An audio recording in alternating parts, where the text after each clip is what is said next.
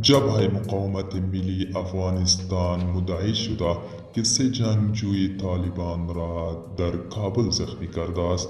سلام و وقت بخیر. جبهه مقاومت ملی افغانستان مدعی شده که 3 جنگجوی طالبان را در کابل زخمی کرده است. جبهه مقاومت ملی افغانستان با نشر خبرنامه در برگه ایکس نوشته است که نیروهایش ساعت 9:21 شنبه شب 19 خود بر پاسگاه طالبان در مربوطات حوزه 7 شهر کابل حمله کردند.